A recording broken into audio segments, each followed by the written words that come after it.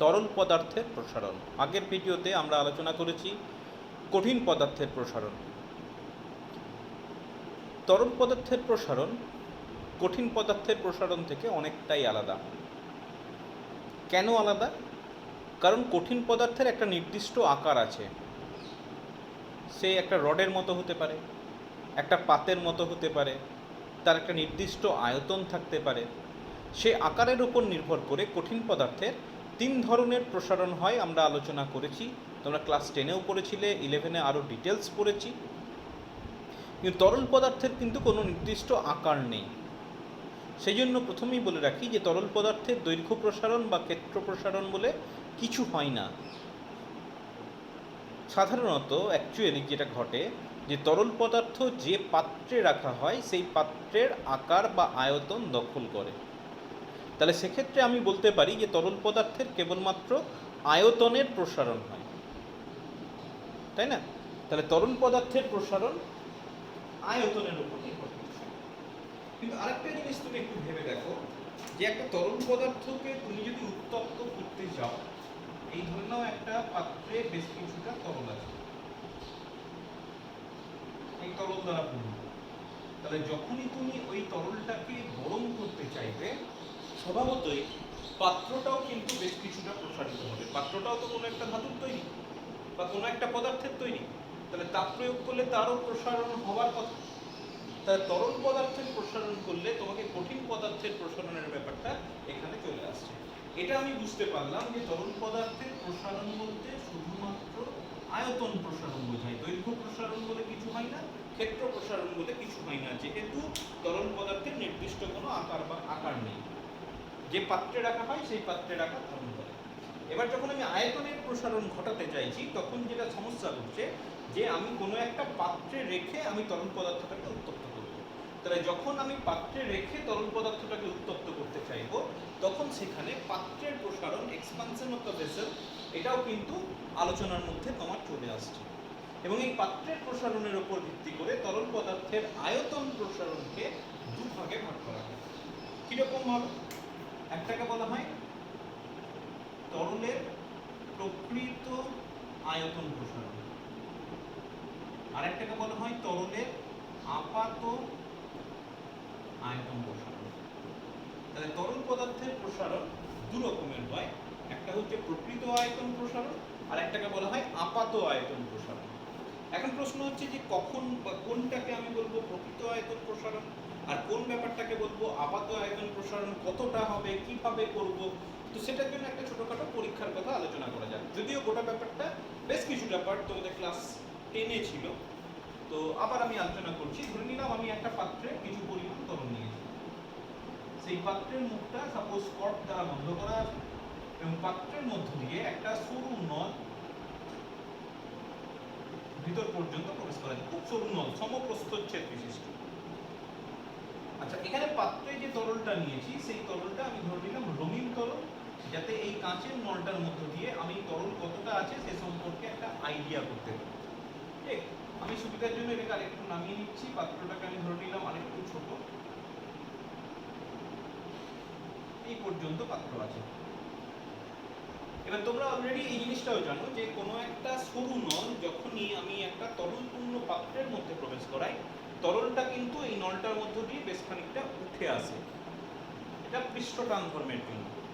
আচ্ছা, আমি ধরে নিলাম প্রাথমিক অবস্থায় এই পর্যন্ত তরল আছে, সাপোজ পি দাগ পর্যন্ত তোমার তরল আছে, ঠিক আছে?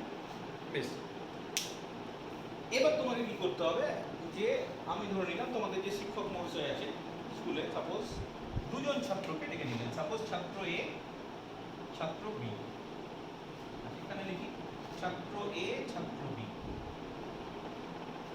আমি ধরে নিলাম ছাত্র এ খুব সিনসিয়ার আর ছাত্র বি একটু ফাঁকিবাজ। বেশ, দুজনকে উনি দায়িত্ব দিলেন, বলে তোরা এখানে দাঁড়া, তোরা এই অবজারভেশন করবি যে এই পি দাগটার কিরকম পরিবর্তন হচ্ছে।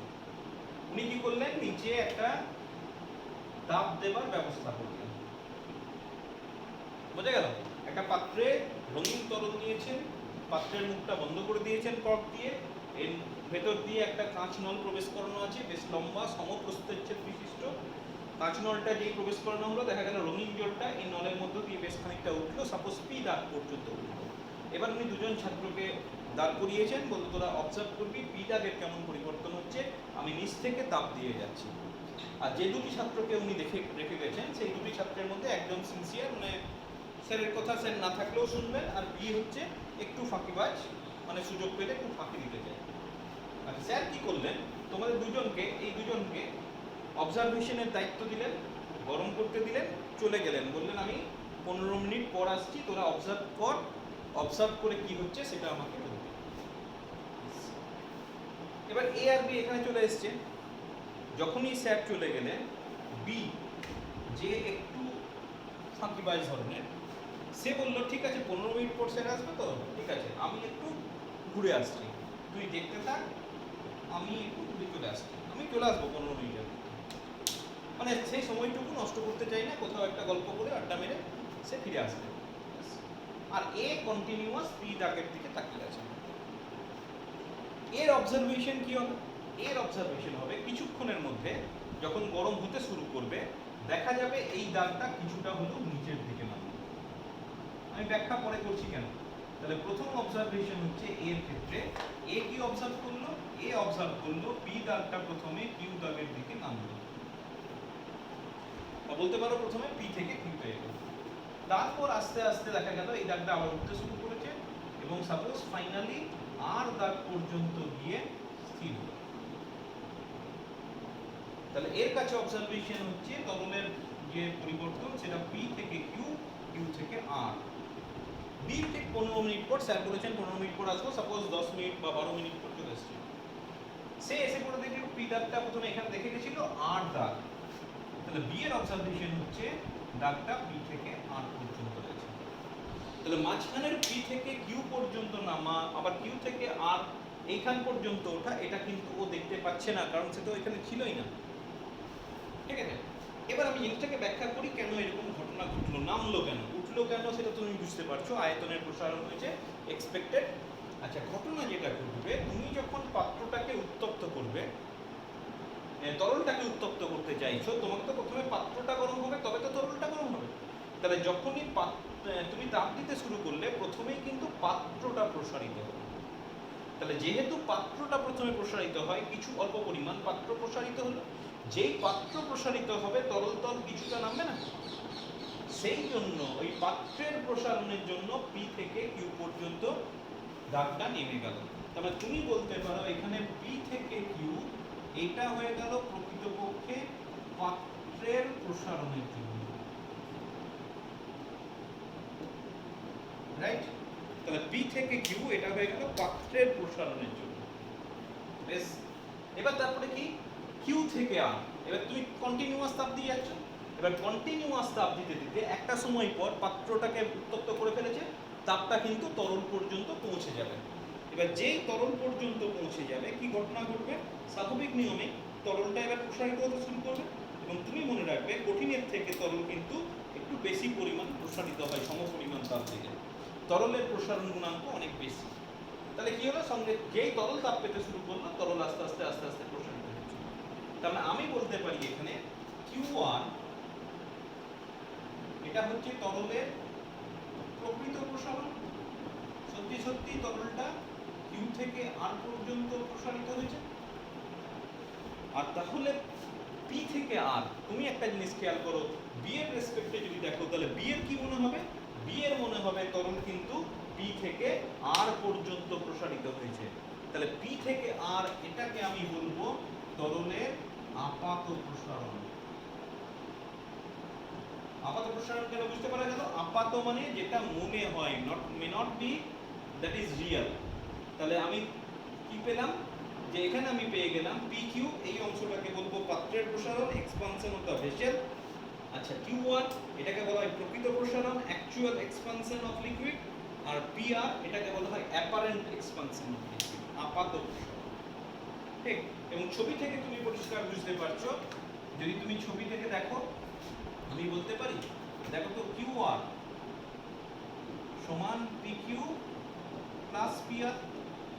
তাহলে আমি এখান থেকে বলতে পারি তরলের প্রকৃত প্রসারণ ইকুয়াল টু পিকিউ, পাত্রের প্রসারণ, পাত্রের প্রসারণ প্লাস তরলের আপাত প্রসারণ। দেখো এটা হচ্ছে তরলের প্রসারণ, এটাও হচ্ছে তরলের প্রসারণ। পাত্রের প্রসারণ তো কঠিন পদার্থের প্রসারণ, তাহলে এটা আমি আলোচনার মধ্যে রাখছি না। তাহলে আমি পেলাম কি তরলের দুই ধরনের প্রসারণ হতে পারে। এক ধরনের প্রসারণ যেখানে আমি পাত্রের প্রসারণটাকে উপেক্ষা করছি, সেই প্রসারণটাকে বলা হয় তরলের আপাত আয়তন প্রসারণ। আর যেখানে আমি পাত্রের প্রসারণটাকে উপেক্ষা করছি না, বা বলতে পারো আপাত প্রসারণের সঙ্গে পাত্রের প্রসারণ যোগ করে আমি পাচ্ছি, সেই জিনিসটাকে বলা হচ্ছে প্রকৃত প্রসারণ বা রিয়েল এক্সপানশন অফ লিকুইড। তাহলে বোঝা গেল তরলের দুই ধরনের। প্রথমত তরলের দৈর্ঘ্য বা ক্ষেত্রফল প্রসারণের কোনো ব্যাপার নেই, তরলের যেটুকু প্রসারণ হয় সেটা হচ্ছে আয়তন প্রসারণ, ভলিউম এক্সপানশন। কিন্তু পাত্রের প্রসারণের উপর নির্ভর করে তরলের আয়তন প্রসারণ আবার দুই ধরনের হয়। একটাকে বলা হয় প্রকৃত আয়তন প্রসারণ, রিয়েল এক্সপানশন অফ লিকুইড, আর একটাকে বলা হয় আপাত আয়তন প্রসারণ, অ্যাপারেন্ট এক্সপানশন অফ লিকুইড। এবং যখন আমি এক্সপানশন অফ দ্য ভেসেল, পাত্রের প্রসারণটাকে একদম বাদ দিয়ে দিচ্ছি, সেটাকে বলবো আপাত আয়তন প্রসারণ। আর যেখানে আমি পাত্রের প্রসারণ ধরে আমি ক্যালকুলেশন করছি, সেটাকে বলা হয় তরলের প্রকৃত আয়তন প্রসারণ। এবং তুমি মনে রাখবে এটা হচ্ছে তরলের নিজস্ব বৈশিষ্ট্য, এটা কিন্তু তরলের নিজস্ব বৈশিষ্ট্য নয়, এটা পাত্রের উপর নির্ভর করে। তুমি যদি অ্যালুমিনিয়ামের পাত্র রাখো এক রকমের ভ্যালু হবে, তুমি যদি কাঁচের রাখো তাহলে এক রকমের ভ্যালু হবে, তুমি যদি লোহার পাত্র রাখো এক ধরনের ভ্যালু হবে। মনে করো এটা হচ্ছে টোটালটা হচ্ছে 20, সাপোজ অ্যাজ ফর এক্সাম্পল। এবার এটা পাত্রের প্রসারণ, এমন একটা পাত্র নিয়েছো যার 2, তাহলে এটা হয়ে যাবে 18। তুমি এমন একটা পাত্র নিয়েছো যার ভ্যালু 5, তাহলে এটা হয়ে গেল 15। তুমি বুঝতে পারছো এই যে আপাত আয়তন প্রসারণ কিন্তু তোমার এখানে কি হচ্ছে, পাত্রের সাপেক্ষে হবে, পাত্রের সাপেক্ষে হবে, এটা পরিবর্তনশীল, এটা তরলের নিজস্ব বৈশিষ্ট্য নয়, পাত্রের প্রসারণের উপর নির্ভর করে এটার মান পরিবর্তনশীল। ঠিক আছে? তাহলে এই আমি বুঝতে পারলাম যে তরলের দুই ধরনের প্রসারণ কিভাবে হয়, কি হয়। তাহলে স্বভাবতই যেহেতু দুই ধরনের প্রসারণ হয়, তাহলে তরলের প্রসারণ গুণাঙ্ক কিন্তু দুই ধরনের হয়। যেমন কঠিনের ক্ষেত্রে দেখেছিলে যে তিন ধরনের প্রসারণ, তাহলে তিন ধরনের গুণাঙ্ক আলফা বিটা গামা। তাহলে এখানে দু ধরনের প্রসারণ হয়, তাহলে এক্ষেত্রে আমি বলতে পারি তরলের দুই ধরনের প্রসারণ গুণাঙ্ক থাকে।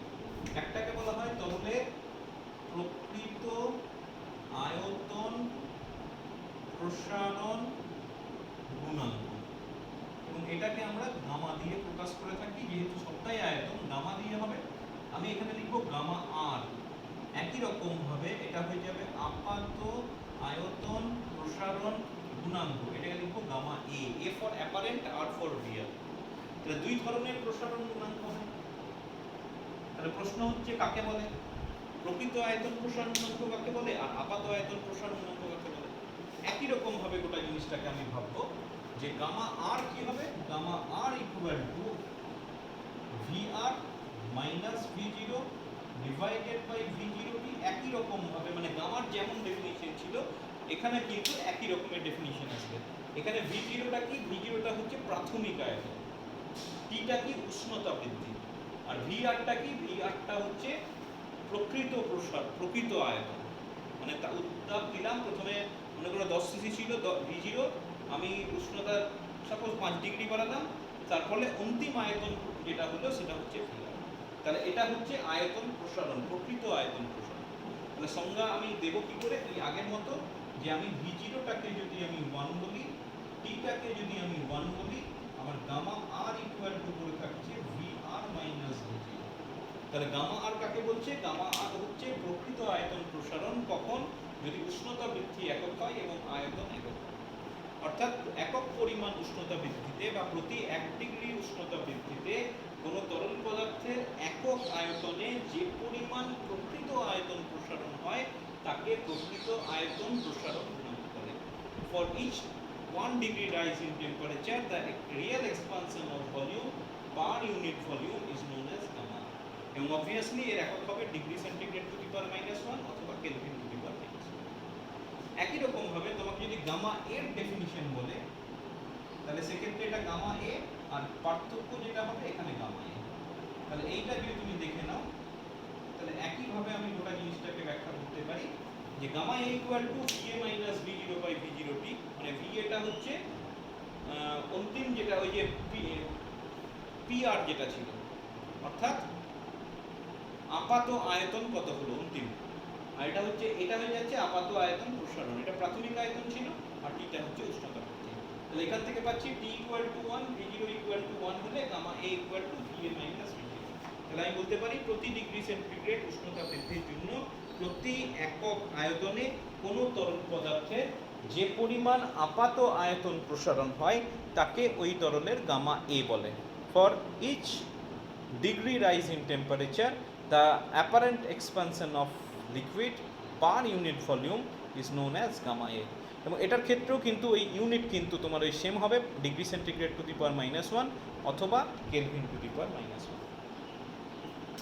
ঠিক আছে, পরীক্ষায় তোমাকে প্রশ্ন দেবে এই রাশিগুলির মধ্যে সম্পর্ক প্রতিষ্ঠা করো, মানে গামা এ গামা আর এদের মধ্যে তোমাকে সম্পর্ক নির্ণয় করতে হবে। কিভাবে নির্ণয় করব? দেখো, প্রথমেই আমি ধরে নেব যে আমি ধরে নিলাম যে অংশটাই মনে করো তরল আছে সেই অংশটুকুর আয়তন হচ্ছে V0, গোটা পাত্রটার নয় কিন্তু, তরল পাত্রটার যে অংশটুকু দখল করে রেখেছে সেই অংশটুকুর আয়তন আমি ধরে নিলাম V0। বেশ, এবার আমি কি করলাম, V0 হচ্ছে প্রাথমিক আয়তন, আমি কি করলাম T ডিগ্রি উষ্ণতা বৃদ্ধি করলাম, এবং T ডিগ্রি উষ্ণতা বৃদ্ধির ফলে আমি ধরে নিলাম তার প্রকৃত আয়তন হয়ে গেল VR, আপাত আয়তন হয়ে গেল VA, পাত্রের আয়তন হয়ে গেল V। মানে যে অংশটুকুতে তরল, এই অংশটুকুর আয়তনটা বলছি, এই অংশটুকুর আয়তন হচ্ছে তোমার সাপোজ প্রাথমিক V0, এবং তাপ দেওয়ার ফলে এইটুকুর আয়তন যে পরিবর্তন হয়ে যেটা হলো সেটা হচ্ছে V। তাহলে আমি এখানে বলতে পারি, দেখো তাহলে প্রকৃত আয়তন প্রসারণ সেটা কত হলো, প্রকৃত আয়তন প্রসারণ হয়ে যাবে VR মাইনাস V0। আমি একই রকম ভাবে বলতে পারি আপাত আয়তন প্রসারণ VA minus V0, apparent expansion of volume, এটা রিয়েল এক্সপানশন অফ ভলিউম। আর পাত্রেরও প্রসারণ হচ্ছে, তাহলে আমি বলতে পারি পাত্রের প্রসারণ সেটা হয়ে যাবে V মাইনাস V0। আপত্তি থাকার কথা নেই। আচ্ছা, এবার আমি কি লিখেছিলাম মনে করে দেখো, সেখানে ছবিটা মুছিনি। প্রকৃত আয়তন প্রসারণ সমান পাত্রের প্রসারণ প্লাস আপাত প্রসারণ। তাহলে আমি সেই জিনিসটা যদি লিখি, আমি লিখতে পারি VR মাইনাস V0 প্রকৃত, that must be equal to V minus V0 পাত্রের প্রসারণ প্লাস VA minus V0, এটা হয়ে গেল আপাত প্রসারণ। ঠিক আছে, আচ্ছা বোথ সাইডকে V0 into T দিয়ে ভাগ করে দাও, তাহলে VR minus V0 divided by V0 into T, এটা হয়ে গেল V minus V0 divided by V0 into T, আর এটা পড়ে থাকছে VA minus V0 divided by V0 into T। অবশ্যই তুমি বুঝতে পারছো এটা হচ্ছে গামা আর, এটা হচ্ছে গামা এ, এটাকে আমি কি লিখবো, এটাকে আমি লিখবো গামা জি। জি ফর এখানে গ্লাস বলতে চাইছে, অ্যাকচুয়ালি এটাকে পাত্রের প্রসারণ। তাহলে আমি বলতে পারি প্রকৃত প্রসারণ গুণাঙ্ক ইকুয়াল টু পাত্রের প্রসারণ গুণাঙ্ক প্লাস আপাত প্রসারণ। Coefficient of real expansion equal to coefficient of volume expansion of the solid plus coefficient of apparent expansion of liquid. এটা হচ্ছে তোমার নির্ণয় সম্পর্ক, এবং এটা কিন্তু পরীক্ষায় খুবই দেওয়া হয় নির্ণয় করতে। এটা তোমাদের ক্লাস 10-এ ছিল না নির্ণয় করা। বেশ, এই গেল তোমার তরলের দুই ধরনের প্রসারণ, তাদের প্রসারণ গুণাঙ্ক কাকে বলে, তাদের মধ্যে সম্পর্ক, এই সব নিয়ে আলোচনা হয়ে গেল। স্বভাবতই যখনই আমি তরলটাকে উত্তপ্ত করব, তরলের ঘনত্ব কিন্তু পরিবর্তনশীল হবে।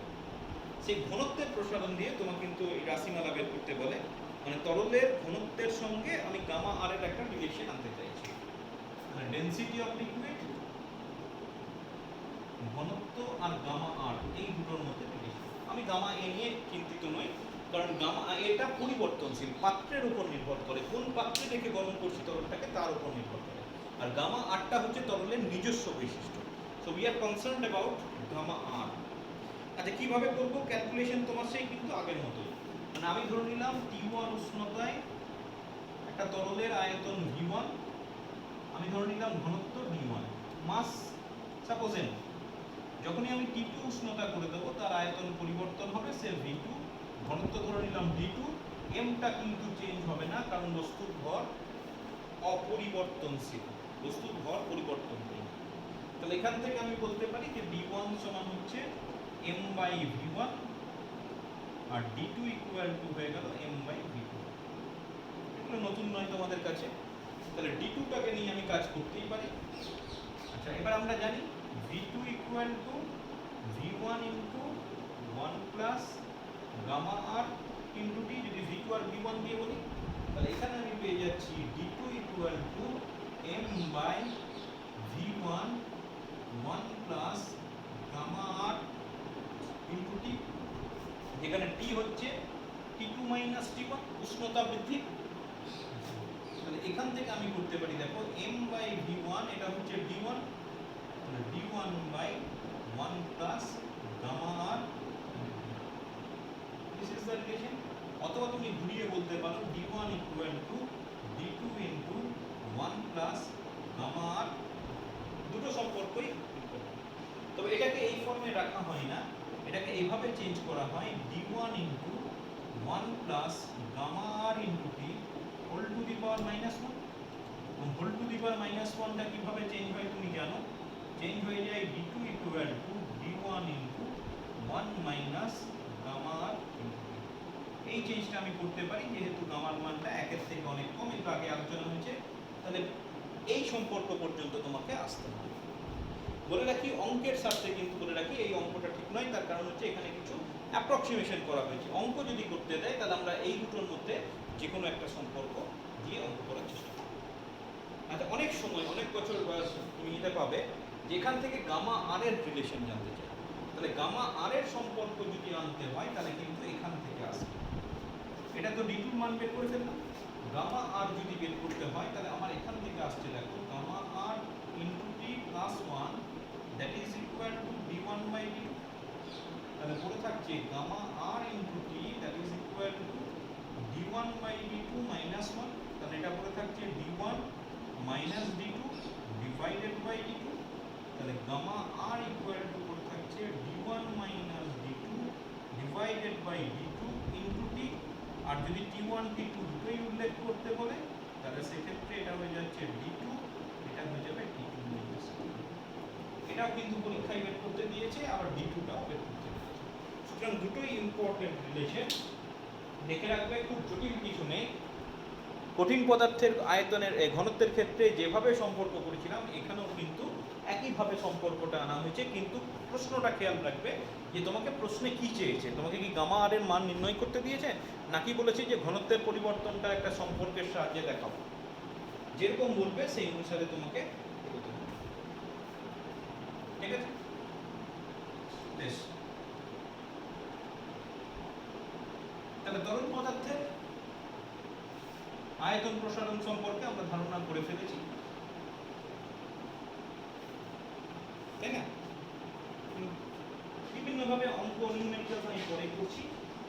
তার আগে আরেকটা জিনিস নিয়ে আলোচনা করা যায়, যে ব্যতিক্রান্ত প্রসারণ। এটাও বোধহয় তোমাদের আলোচনার মধ্যে ছিল ক্লাস 9-এ। ব্যতিক্রান্ত প্রসারণ, ব্যতিক্রান্ত কথা থেকেই বুঝতে পারছো ব্যতিক্রম মানে যে প্রসারণটা অন্যদের থেকে আলাদা, সেই প্রসারণটাকে বলা হয় ব্যতিক্রান্ত প্রসারণ। কার ক্ষেত্রে দেখা যায় তোমরা জানো যে ব্যতিক্রান্ত প্রসারণ আমাদের জল, যেটা সব থেকে ব্যবহৃত তরল, সেই জলের ক্ষেত্রে একটু ব্যতিক্রম ধরনের প্রসারণ দেখতে পাওয়া যায়। কিরকম আমি একটু আলোচনা করি। যে আমরা জানি কোনো একটা পদার্থ, সে যেমনই হোক, কঠিন পদার্থ হোক, তরল পদার্থ হোক, যে পদার্থই হোক না কেন, তাকে যদি আমার তাপ দেওয়া হয় তাহলে সেক্ষেত্রে সেই পদার্থটার আয়তন বৃদ্ধি পাবে, এবং সেই পদার্থটার যদি আমি উষ্ণতা কমাই তাহলে সেক্ষেত্রে তার আয়তন হ্রাস পাবার কথা। কিন্তু জলের ক্ষেত্রে একটু ব্যতিক্রম দেখতে পাওয়া যায়। তুমি একটা নির্দিষ্ট পরিমাণ জল একটা পাত্রে নিলে, সেই পাত্রে নিয়ে তারপর তুমি তাকে সাপোজ 0 ডিগ্রির জল নিলে, তাকে তুমি আস্তে আস্তে গরম করছো, তো দেখা যাবে 0 ডিগ্রি থেকে 4 ডিগ্রি পর্যন্ত জলের কিন্তু আয়তন বৃদ্ধি হয় না, আয়তনটা কমে যায়। কিন্তু 4 ডিগ্রির পর থেকে যত তুমি উষ্ণতা বাড়াবে তখন কিন্তু যেটা জেনারেল উষ্ণতা বৃদ্ধি পেলে আয়তন বৃদ্ধি। এই যে 0 থেকে 4 ডিগ্রি রেঞ্জটাতে জলের প্রসারণটা একটু অন্য ধরনের, অন্যান্য তরলের থেকে সব একদম আলাদা, সেই প্রসারণটাকে বলা হচ্ছে ব্যতিক্রান্ত প্রসারণ। আবার বলছি, একটা নির্দিষ্ট পরিমাণ জল কোনো পাত্রে নিয়ে সেটাকে যদি 0 ডিগ্রি থেকে উত্তপ্ত করা শুরু হয়, তাহলে আমরা যেটা এক্সপেক্ট করছি উষ্ণতা বাড়াচ্ছি, তাহলে আয়তন বাড়ার কথা, কিন্তু আয়তন বাড়ে না, দেখা গেছে আয়তন হ্রাস পায়। 4 ডিগ্রি পর্যন্ত আয়তন হ্রাস পায়, এবং 4 ডিগ্রির পর থেকে যদি আমি উষ্ণতা বৃদ্ধি করি, তারপর কিন্তু যেমন হয়ে থাকে সেই রকমই হয়। তাহলে 0 থেকে 4 ডিগ্রি পর্যন্ত জলের আয়তন প্রসারণটাকেই বলা হচ্ছে ব্যতিক্রান্ত প্রসারণ, anomalous expansion of liquid water. Anomalous expansion of water. এটাকে যদি আমি গ্রাফিক্যালি প্লট করতে চাই, গ্রাফিক্যালি এইভাবে দেখানো হয়। মনে করো এদিকে প্লট করলাম উষ্ণতা, আমি তো উষ্ণতার সঙ্গে ভ্যারিয়েশন চাইছি, আর এখানে মনে করো আমি একটা নির্দিষ্ট পরিমাণ, সাপোজ 1 গ্রাম জলের আয়তন, volume of 1 gram of liquid, 1 gram of water. তো দেখা যাবে আমি যদি গ্রাফটাকে এইভাবে দেখাই, সাপোজ এটা 2 ডিগ্রি, এটা 4 ডিগ্রি, মোটামুটি একটা স্কেল করে নিচ্ছি 8, এটা 10, তাহলে দেখা যাবে জলের আয়তনটা 0 থেকে 4 ডিগ্রি পর্যন্ত কমলো, তারপর বাড়লো। এই দিকটাও তোমার স্কেল করার কোনো অসুবিধা নেই, এই দিকটাও স্কেল করা যেতে পারে, সেভাবে তুমি স্কেল করতেই পারো। মনে করো এখান থেকে স্কেলে এইভাবে ভ্যালু হয় 1.00, 4টা 0 হবে, 4, 1টা 2টো 3টে 4, 8, 1.00012, 1.00016। তুমি মনে রাখবে খালি, মানে 4 ডিগ্রি পর্যন্ত কমবে তারপরে বাড়বে, এটাতে কোনো অসুবিধা নেই। তোমার এই কমা এটা শুরু হবে যখন আমি 0 ডিগ্রি বলবো, তখন তার আয়তনটা শুরু হবে এখান থেকে, মানে 12 আর 16 মাঝামাঝি। সেইটুকু স্কেল একটু দেখাতে হয়। তাহলে সেক্ষেত্রে আমি কি দেখতে পাচ্ছি যে 0 ডিগ্রি থেকে 4 ডিগ্রি সেন্টিগ্রেড উষ্ণতা পর্যন্ত জলের আয়তন কমছে, যেটা এক্সপেক্টেড নয়, তারপরে কিন্তু উষ্ণতা বাড়লে জলের আয়তন বাড়তে থাকছে। তাহলে এই রিজিয়নটা, এইখানটা তুমি বলতে পারো এই অংশটা হচ্ছে ব্যতিক্রান্ত বা ব্যতিক্রম। একই রকম ভাবে যদি একটা ঘনত্বের গ্রাফ দেখানো হয়, তাহলে গোটা ব্যাপারটা কেমন হবে তোমরা হয়তো পড়েছো, 4 ডিগ্রি সেন্টিগ্রেডে জলের ঘনত্ব সর্বাধিক। তো গ্রাফিক্যালি যদি দেখাই, সেম গ্রাফ আমি পাশাপাশি দেখাচ্ছি, এখানে আমি প্লট করছি উষ্ণতা, টেম্পারেচার, তার সঙ্গে জলের ঘনত্ব। এবং এখানে তুমি যদি একটা স্কেল করে দেখাও, স্কেল একটা দেখাতেই হবে, এটা সাপোজ 4 ডিগ্রি, এটা 6, এটা 8, মোটামুটি 10 ডিগ্রি পর্যন্তই সাপোজ দেখালাম। তাহলে এটা 4 ডিগ্রি, 4 ডিগ্রিতে সর্বাধিক,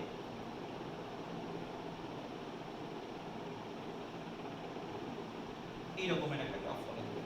তাহলে 0 থেকে 4 ডিগ্রি, যেখানে তোমার উষ্ণতা বাড়ার সঙ্গে সঙ্গে ঘনত্ব কমার কথা, জলের ক্ষেত্রে 0 থেকে 4 ডিগ্রি পর্যন্ত ঘনত্ব কিন্তু বৃদ্ধি পায়, এবং বৃদ্ধি পাওয়ার পর তারপরে কিন্তু কমতে থাকে। এই যে 4 ডিগ্রি সেন্টিগ্রেড তাপমাত্রায় যেটা ঘনত্ব, সেটা কিন্তু 1, তোমরা জানো জলের ম্যাক্সিমাম ঘনত্ব হচ্ছে সিজিএস পদ্ধতিতে 1 গ্রাম পার সিসি। এটা স্কেল হবে 0.00, 0.9999, এইভাবে তোমার স্কেল হবে। এটার ক্ষেত্রে মনে রাখবে 99 আর 98, সুতরাং এইভাবে এটা যদি 99 হয়, 0.99 4টা 9 হবে, 0.3টে 9 8 হবে, আর দেখাবার দরকার নেই, 997টা দেখিয়ে দিও তাহলেই হবে। স্কেলটা কিন্তু একটু দেখানোর দরকার আছে, এখানে 12 থেকে 16 আর এখানে 98 থেকে 99। তাহলে মূল ব্যাপারটা যেটা পেলাম, 0 থেকে 4 ডিগ্রি এই অংশটাতে জলের আচরণটা অন্যান্য তরল থেকে একদম আলাদা। এই অংশটাকে, এটাকে বলা হচ্ছে অ্যানোমালাস এক্সপানশন অফ ওয়াটার, ব্যতিক্রান্ত প্রসারণ। তুমি প্রশ্ন করতেই পারো যে কেন এরকম হয়, 0 থেকে 4 ডিগ্রিতে কি এমন ঘটনা ঘটে যার জন্য অন্যান্য তরলের থেকে জলের এই ব্যাপারটা বাড়তে যায়। তো বলে রাখি, যদিও এটা আলোচনার মধ্যে আসে না, মানে সিলেবাসেও নেই, পরীক্ষায় প্রশ্ন থাকে না, জাস্ট একটা ইনফরমেশন আমি বলে রাখি। জলের মধ্যে যে অণু, জলের মধ্যে কি অণু তুমি এক্সপেক্ট করবে? জলের মধ্যে H2O যেমন থাকে, তুমি মনে রাখবে H2O2, H2O3, এরকম অণুগুচ্ছ তৈরি হয় জলের মধ্যে। এই যে অণুগুচ্ছগুলো তৈরি হয়, এগুলোকে অণুগুচ্ছই বলে, ক্লাস্টার অফ অ্যাটমস। কি হয় 0 ডিগ্রি থেকে 4 ডিগ্রিতে এই ক্লাস্টার অফ অ্যাটমসের ডেনসিটিটা অনেক অনেক বেশি পরিমাণ উৎপন্ন হয়। অনেক বেশি পরিমাণ উৎপন্ন হয় মানে কি ডেনসিটিটা হঠাৎ করে অনেক বেড়ে যায়, এবং 4 ডিগ্রিতে এদের ডেনসিটিটা সব থেকে বেশি হয়ে যায়, সেই জন্য ঘনত্বটা ম্যাক্সিমাম। তারপরে কিন্তু এই অনুগুচ্ছ এত বেশি তৈরি হয় না, আস্তে আস্তে কমে যায়, সেই জন্য স্বাভাবিক নিয়ম অনুসারে ঘনত্বটাও কমে যায়, বা তুমি বলতে পারো আয়তনটা বেড়ে যায়। ঠিক আছে, আপাতত এইটুকু জানলেই হবে। এখান থেকে যেটা তুমি খেয়াল রাখো যে এই ব্যতিক্রান্ত প্রসারণটা শীত প্রধান দেশে প্রাণীদের বেঁচে থাকতে সাহায্য করে। তুমি ভাবো যে হয়তো 4 ডিগ্রি এই ব্যাপারটা করা হয়েছে শীত প্রধান দেশে প্রাণীদের বেঁচে রাখার বাকি রাখার জন্যই, মানে ভগবানের অদ্ভুত সৃষ্টি হিসেবে ভাবতে পারো। যদি 4 ডিগ্রি না হতো, মানে এই আচরণটা যদি না হতো ব্যতিক্রম ধরনের, তাহলে শীত প্রধান দেশে প্রাণীরা, জলের মধ্যে প্রাণীরা কোনোদিন বেঁচে থাকতে পারত না। কি ঘটনা ঘটে দেখো, মনে করো শীত প্রধান দেশে এটা একটা জলাশয়, যে কোনো একটা জলাশয়, এই মনে করো জলাশয়ে জল আছে। তো আমরা জানি শীত প্রধান দেশে টেম্পারেচার কিন্তু হিমাঙ্কের নিচে নেমে যায়, 0 ডিগ্রির নিচে নেমে যায়। তো 0 ডিগ্রির নিচে যখন নেমে যায়, জলাশয়ের নিচের অংশটা কিন্তু বরফ হয় না। বলবে কেন? 0 ডিগ্রির নিচে নেমে যাওয়া মানেই তো জল বরফে পরিণত হয়ে যাওয়া। কিন্তু বলে রাখি, বরফটা শুধুমাত্র উপরের অংশে থাকে, নিচের অংশে কিন্তু জল কোনোভাবেই বরফে পরিণত হয় না, সেটা খুব রেয়ার যদি হয়ে যায়। এবং সেই নিচের যে জল অংশ আছে সেখানে জলজ প্রাণীরা বেঁচে থাকতে পারে। এখন প্রশ্ন হচ্ছে কেন এটা হয়? তো আমি এভাবে ভাবছি, সাপোজ শীত প্রধান দেশ, টেম্পারেচার 10 ডিগ্রি, যখন অ্যাটমসফিয়ারের টেম্পারেচার 10 ডিগ্রি, উপরিতলের টেম্পারেচার 10 ডিগ্রি, আর একদম নিচের তলে যখন আসবে সেটাও টেম্পারেচার 10 ডিগ্রি হবে। এবার মনে করো টেম্পারেচার আস্তে আস্তে কমছে, সাপোজ 10 থেকে 9, 9 থেকে 8, 8 থেকে আমি বললাম 6 ডিগ্রি হয়ে যাবে। তাহলে এখানটাও 6 ডিগ্রি হয়ে যাবে, এখানটাও 6 ডিগ্রি হয়ে যাবে। তুমি বলবে কেন এখানে 6 ডিগ্রি, এখানে 6 ডিগ্রি কি করে হবে? জল তো তাপের কুপরিবাহী। ব্যাপার যেটা ঘটে, যখনই তোমার উষ্ণতা কমলো, আচ্ছা ওই গ্রাফটা তুমি খেয়াল করে রাখো, এরকম ভাবে গ্রাফ ছিল, এই এটা ছিল 4 ডিগ্রি, সাপোজ এই অংশটা ছিল 10 ডিগ্রি। তাহলে 10 ডিগ্রি থেকে যখন তোমার টেম্পারেচার কমছে, ডেনসিটি কি হচ্ছে? ডেনসিটি বাড়ছে, ঘনত্ব বাড়ছে। তাহলে তুমি একটা জিনিস ভাবো, যখন তোমার উষ্ণতা 10 ডিগ্রি থেকে 6 ডিগ্রি কমলো, তখন উপরিতলের উষ্ণতাটাও কমলো, আমি মানলাম। যেই উপরিতলের উষ্ণতাটা কমলো, উষ্ণতা কমে যাওয়া মানে কি? ডেনসিটি বেড়ে যাওয়া। ডেনসিটি বেড়ে যাওয়া মানে কি? সেটা হেভি হয়ে যাওয়া, ভারী হয়ে যাওয়া, জলটা ভারী হয়ে যায়। সেই ভারী হওয়ার জন্য, নিচে তো হালকা জল, 10 ডিগ্রির জল ছিল প্রথমে, সঙ্গে সঙ্গে তো হবে না, এখানে 10 থেকে 6 হয়ে গেল, এটা 6 হয়ে গেল, এটা তো 10 ডিগ্রি আছে। তাহলে কি হবে? ভারী হয়ে যাওয়ার জন্য উপরের জলটা আস্তে আস্তে আস্তে আস্তে নিচের দিকে নামতে থাকে। কেন? ওই জলটা ভারী হয়ে গেছে। এবার যখনই তোমার এই ভারী জলটা নিচে নামতে থাকে, নিচ থেকে হালকা জলটা উপর দিকে উঠতে থাকে। এবং এটা কতক্ষণ চলতে থাকে? যতক্ষণ না পর্যন্ত নিচের টেম্পারেচারে তোমার 6 ডিগ্রি চলে আসছে। ঠিক, এবার 6 ডিগ্রি হতে হতে আস্তে আস্তে 4 ডিগ্রি হয়ে যাবে। এবার মনে করো যখন 4 ডিগ্রি হলো, নিচের টেম্পারেচার এই একই নিয়মে কমতে থাকছে, কমতে কমতে 4 ডিগ্রি হয়ে গেল। তার মানে আমি এই কন্ডিশনে পৌঁছে গেলাম। এবার তুমি ভাবো, 4 ডিগ্রি থেকে যখনই তোমার 3 ডিগ্রি, 2 ডিগ্রি, 1 ডিগ্রি হবে, উষ্ণতা কমছে তো শীত প্রধান দেশে, আস্তে আস্তে শীত পড়ছে।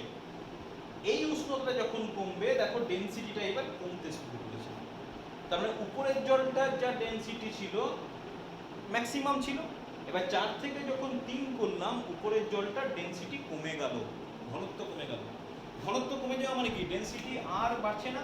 তার মানে কি? উপর থেকে জল আর নিচের দিকে নামবে না, কারণ উপরে তো হালকা জল হয়ে গেল। উপরের জলটার ডেনসিটি কমে গেল, নিচের জলটা 4 ডিগ্রি, ডেনসিটি ম্যাক্সিমাম। তাহলে উপরের জলটা আর নিচের দিকে নামবে না, একই নিয়মে নিচের জলটা আর উপরে উঠবে না। ঠিক, তার মানে কি? নিচের জলটার টেম্পারেচার একদম 4 ডিগ্রি হয়ে গেল, কিন্তু উপরের জলটা 4 থেকে 3, 3 থেকে 2, 2 থেকে 1, 1 থেকে 0 হয়ে যেতে পারে, কিন্তু নিচের জলটার টেম্পারেচার 4 ডিগ্রি থাকে। ঠিক, এবার যদি 0 ডিগ্রির নিচে নামতে থাকে, তখন কি হবে? এই অংশের জলটা আস্তে আস্তে বরফ হতে শুরু করবে।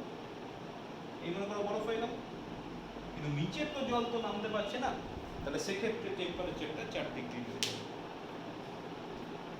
যত উষ্ণতা মনে করো কমতে থাকবে, -20, -30, কিছু জায়গায় -50 পর্যন্ত হয়।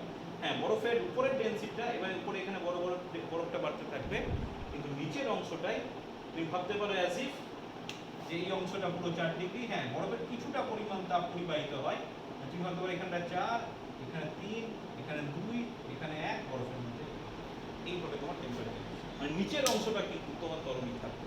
সুতরাং জলচর প্রাণীরা কোনো অসুবিধা হবে না, বেঁচে থাকতে পারবে। মানে অ্যাজ ইফ যেন জলচর প্রাণীদের বাঁচিয়ে রাখার জন্যই জলের এই অদ্ভুত ধরনের ব্যতিক্রান্ত প্রসারণটা ভগবান সৃষ্টি করেছে। ঠিক আছে, এই গেল তোমার তরলের প্রসারণ সংক্রান্ত যা কিছু থিওরি ছিল মোটামুটি আমি শেষ করলাম। এবার কিছু গাণিতিক সমস্যা নিয়ে আলোচনা করা যায়। গাণিতিক সমস্যা খুব সহজ, তোমাকে খালি ওই একটাই জিনিস খেয়াল রাখতে হবে যে আমার কাছে একটাই সম্পর্ক। কি সম্পর্ক ছিল? সম্পর্কটা হচ্ছে gamma real equal to gamma পাত্রের প্রসারণ গুণাঙ্ক প্লাস আপাত প্রসারণ গুণাঙ্ক। এবার তোমাকে কিরকম ঘুরিয়ে দেবে দেখবে, তোমাকে গামা এটা বিভিন্ন পাত্র হলে বিভিন্ন হবে, এটা খেয়াল রাখতে হবে। কিন্তু গামা 8টা যতই পাত্র ব্যবহার করো, গামা 8টা কিন্তু চেঞ্জ হবে। আচ্ছা, খুব সিম্পল ধরনের অঙ্ক দিয়ে শুরু করি।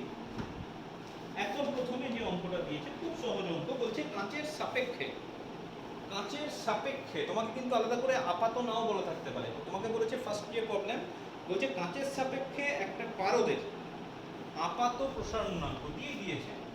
কত বলেছে? বলেছে 153 into 10 to the power -5 per degree centigrade. আচ্ছা, এবং প্রকৃত প্রসারণ গুণাঙ্ক হচ্ছে 180। এক্সপেক্টেড প্রকৃতটা বেশি হবে, 180 into 10 to the power -6 per degree centigrade. তোমাকে প্রশ্ন দিয়েছে যে কাঁচের আলফা কত, find alpha of glass. Alpha কিন্তু গামা নয়, তো আমার তো সম্পর্ক দেওয়াই আছে, তাহলে ফার্স্টে আমি কি বের করব? কাঁচের পাত্র ব্যবহার করেছে, তাহলে ফার্স্টে আমি বের করব গামা, গামা অফ জি। তাহলে আমি লিখতে পারি ওই রিলেশনটা, gamma R equal to gamma G plus gamma A. তাহলে gamma G equal to gamma R minus gamma এ।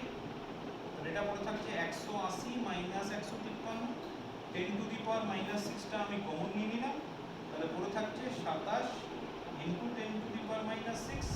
আচ্ছা, গামা মানে হচ্ছে 3 আলফা, তাহলে এখানে আলফা ইকুয়াল টু হয়ে যাচ্ছে 9 into 10 to the power -6 per degree centigrade. আশা করছি মনে আছে গামা সমান 3 আলফা।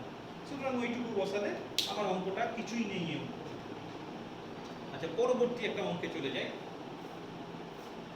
বলছে লোহার পাত্র যদি আমি ব্যবহার করি, দেখো এবার অঙ্কটা দেখো কিভাবে দিয়েছে। বলছে when we use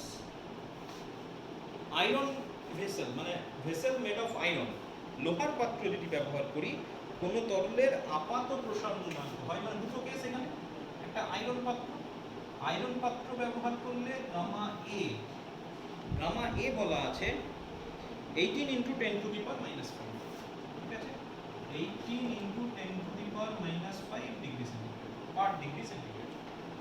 আচ্ছা, কিন্তু অ্যালুমিনিয়াম পাত্র ব্যবহার করলে, মানে দুটো পাত্রের কথা বললাম, চেঞ্জ হয়ে যাবে। অ্যালুমিনিয়াম পাত্র ব্যবহার করলে গামা এর মান হয়ে যাচ্ছে, দরকার হলে আমি এখানে Fe লিখে দেবো, এখানে আমি Al লিখে দেবো, এটা হয়ে যাচ্ছে 14.46 into 10 to the power -5 per degree centigrade. এবার তোমাকে প্রশ্ন দিয়েছে যে অ্যালুমিনিয়ামের আলফা দেওয়া আছে, অ্যালুমিনিয়ামের আলফা বলেছে 2.38 into 10 to the power -5 per degree centigrade. অ্যালুমিনিয়ামের আলফা যদি এটা হয়, তাহলে লোহার আলফা। আশা করছি প্রশ্ন বোঝা গেছে যে একটা তরল আমি যদি লোহার পাত্র নিই, তাহলে লোহার পাত্রের তার আপাত প্রসারণ গুণাঙ্ক আছে এটা, লোহার আলফা আমি জানি না। অ্যালুমিনিয়াম পাত্রে রাখলে আপাত প্রসারণ গুণাঙ্ক এটা হচ্ছে, অ্যালুমিনিয়ামের আলফা দেওয়া আছে, সেখান থেকে তোমাকে বের করতে হবে লোহার আলফাটা কত। তো আলফা থেকে প্রথমে গামা বের করে ফেলি, তাহলে লোহার ক্ষেত্রে যেটা গামা হচ্ছে, আমি যদি Fe লিখি 3 দিয়ে গুণ করে দেবো, তাহলে 3 8 24, এটা 10 টু দি পাওয়ার -5 ই রইল, 2 7.14 হচ্ছে। তাহলে প্রথমে আপাত প্রসারণ গুণাঙ্ক দেওয়া আছে, পাত্রের প্রসারণ, তাহলে এই দুটোকে যোগ করলে তরলের প্রকৃত প্রসারণ গুণাঙ্ক পাবো। তাহলে আমি লিখতে পারি, অতএব প্রথমে অ্যালুমিনিয়াম নিয়ে কাজ করছি, অ্যালুমিনিয়াম, তাহলে আমি বলতে পারি তরলের প্রকৃত প্রসারণ গুণাঙ্ক গামা আর কি হবে, gamma A aluminium plus gamma, gamma of aluminium, এটা Fe নয়, এটা অ্যালুমিনিয়াম হবে, তাহলে দুটোকে যোগ করে দাও, কি পড়ে থাকছে 14.46 প্লাস 7.14 ইন্টু 10 টু দি পাওয়ার, দুটোতেই -5 আছে বলে কমন নিলাম, তাহলে 14 সাথে 21, এটা হচ্ছে 6, তাহলে 10 to the power -5 particle centigrade. এটা কি তরলের প্রকৃত প্রসারণাঙ্ক, মানে অ্যালুমিনিয়াম ব্যবহার করলেও এটা হবে, লোহা ব্যবহার করলেও এটা হবে। তাহলে এবার লোহার ক্ষেত্রে চলে যাই। লোহার ক্ষেত্রে ফর আয়রন গামা এ দেওয়া আছে, গামা আর পেয়ে গেছি, তাহলে গামা যদি পাত্রের প্রসারণাঙ্ক হয় তাহলে আমি লিখতে পারি গামা অফ Fe, এটা হয়ে যাবে গামা আর মাইনাস গামা এ, তাই তো? তাহলে আমি লিখতে পারি গামা আর হচ্ছে 21.6 মাইনাস গামা এ Fe, হচ্ছে তোমার 18, তাহলে এটা হয়ে যাচ্ছে 10 টু দি পাওয়ার -5, তাহলে এটা পড়ে থাকছে 3.6 ইনটু 10 টু দি পাওয়ার -5। এটা হচ্ছে লোহার গামা, এটা মানে 3 আলফা, তাহলে আলফা ইকুয়াল টু থাকছে 3 দিয়ে ভাগ করে দাও 1.2 ইনটু 10 টু দি পাওয়ার -5। দেখো কত সিম্পল ধরনের অঙ্ক, তাই না? খুব সিম্পল ধরনের অঙ্ক, জাস্ট একটা রিলেশন তোমায় খালি বুদ্ধি করে রিলেশনটাই মান বসাতে হবে। আরেকটা অঙ্ক করে নেওয়া যাক। আচ্ছা, নেক্সট যে অঙ্কটা দিয়েছে সেটা ঘনত্ব সম্পর্কিত। তো ঘনত্ব সম্পর্কিত রিলেশনটাও তুমি খেয়াল রেখো, আগে আমি লিখে দিচ্ছি। ঘনত্ব সম্পর্কিত রিলেশন হচ্ছে d1 equal to d2 into 1 plus gamma R into t। এটা হচ্ছে অ্যাকচুয়াল সম্পর্ক। এবার তোমাকে প্রয়োজনে একটু এদিক ওদিক d2 সমান d1 বাই এভাবেও করতে পারো, কিন্তু মাইনাসের সম্পর্কটা কিন্তু শুধুমাত্র ডেরিভেশনের জন্য, অঙ্কের জন্য নয়। আচ্ছা, কি বলছে? বলছে 0 ডিগ্রি সেন্টিগ্রেড উষ্ণতায় 10 গ্রাম জলের ভর। তাহলে 0 ডিগ্রি সেন্টিগ্রেড উষ্ণতায় 10 গ্রাম, তাহলে m ইকুয়াল টু 10 গ্রাম। 10 গ্রাম জলের ঘনত্ব, না 10 গ্রাম জলের ভর বলেছে। 10 গ্রাম যদি হয় তাহলে জলের ভর কত সেটা দিয়ে দেওয়া আছে। কত বলছে? 9.998 গ্রাম। 9.998 গ্রাম। সরি, এটা হচ্ছে মাস, এটা হচ্ছে ভলিউম, সাপোজ 10 সিসি। আর 4 ডিগ্রি সেন্টিগ্রেড উষ্ণতায় ওই 10 সিসি জলের ভর হয়ে যাচ্ছে 1 গ্রাম। তাহলে 0. ঠিক আছে, 0 ডিগ্রি সেন্টিগ্রেড উষ্ণতায় 10 সিসি জলের ভর হচ্ছে এটা, আর 10 সিসি জলের ভর 4 ডিগ্রি সেন্টিগ্রেডে 1 গ্রাম। তোমাকে বলছে এই উষ্ণতার মধ্যে গামার মান কত। তাহলে তুমি একটা জিনিস দেখো, এটা তো ভলিউম, এটাও ভলিউম, তাহলে মাস দেওয়া আছে, ভলিউম দেওয়া আছে, তাহলে 0 ডিগ্রি সেন্টিগ্রেডে ডেনসিটি কত হবে? আমি d0 লিখলাম m/v, তাহলে এটা হয়ে যাচ্ছে, ও এটা 9 ই ছিল, সরি, তাহলে এটা দেওয়া আছে 9.998 ডিভাইডেড বাই 10, তাহলে এটা ডেনসিটি হয়ে যাচ্ছে 0.9998 গ্রাম পার সিসি। আর 4 ডিগ্রি সেন্টিগ্রেডে d4 যদি বলি, এটাও m/v করলাম, তাহলে এটা হয়ে যাচ্ছে 1/10 হয়ে যাচ্ছে নাকি? এটা মানে 10 গ্রাম দেওয়া ছিল, আমি লিখতে ভুল করেছি, এটা 10 গ্রাম দেওয়া আছে, তাহলে 10/10 এটা হয়ে যাচ্ছে 1 গ্রাম পার সিসি। তাহলে এটা হচ্ছে তোমার এক্ষেত্রে d2, এটা হচ্ছে d1, d2টা অন্তিম, d1টা প্রাথমিক, আর তোমাকে বার করতে বলেছে গামা। তাহলে এখান থেকে গামার রিলেশনটা কি ছিল মনে আছে? আচ্ছা, গামার রিলেশন যদি মনে নাও থাকে তাহলে তুমি এখান থেকে বের করে নিতে পারো। d1 মানে হচ্ছে d0, তাহলে আমি লিখতে পারি d0 equal to d4 into 1 plus gamma R into temperature difference কত? 4, 0 থেকে 4, তাহলে এখানে পড়ে থাকছে d0 মানে হচ্ছে 0.9998, এটা পড়ে থাকছে 1 প্লাস 4 গামা। ঠিক আছে, তাহলে 1 দিয়ে ভাগ, তাহলে 1 plus 4 gamma R equal to 0.9998, তাহলে 4 gamma R equal to 0.9998 minus 1, তার মানে মাইনাস করে যাচ্ছে 2 এ 10,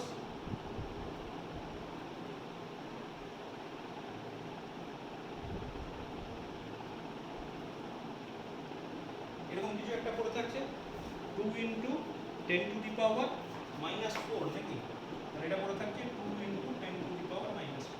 তাহলে গামা আর ইকুয়াল টু পড়ে থাকছে -2/4 × 10⁻⁻⁴, তাহলে এটা পড়ে থাকছে 0.5 × 10⁻⁻⁴, তাহলে -5 × 10⁻⁻⁴।